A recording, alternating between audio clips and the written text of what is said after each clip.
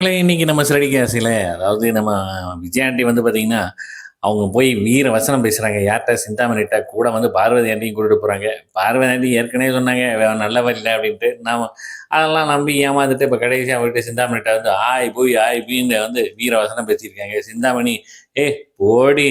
நீ ஒன்னா முடிஞ்சா பார்த்துக்கடி. உன்னை ஏமாத்துனேன். என்ன பண்ணுவ? உன் பத்திரம் வந்து என்கிட்ட தான் இருக்கு." அப்படிங்கிற மாரி வந்து பேசி விட்டுறாங்க.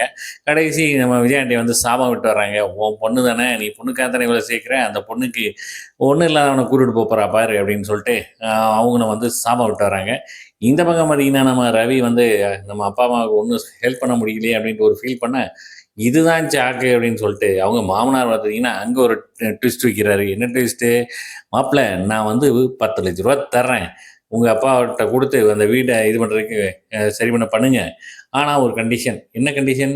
நீனும் என் பொண்ணும் இந்த வீட்லயே தான் இருக்கணும். இதுக்கு ஓகேனா, நான் வந்து தர்றேன்" அப்படின்ற ஒரு கண்டிஷன் வைக்க, கடுப்பாகி போயிடுறாப்புல. ஆனா இருந்தாலும் ஒரு பக்கம் மறைமுகமா நம்ம ஸ்ருதியும் வந்து சப்போர்ட் பண்றாங்க. இதெல்லாம் பேசிட்டு வீட்டுக்கு நம்ம முத்து வீட்டுக்கு வராங்க. வந்து நடந்த எல்லாத்தையும் சொல்ல, ஆ நம்ம விஜய் ஆண்டி அங்கேயும் தையம் முக்கட்டு குதிக்கிறாங்க. அதோட முடியுதுங்க. பார்க்கலாம் நாளைக்கு என்ன எப்படின்ட்டு. ஓகேவா? கண்டிப்பா ஒரு ஒரு எபிசோட மிஸ் பண்ணாம பாருங்க. என்ஜாய் பண்ணுங்க. நன்றி. வணக்கம்.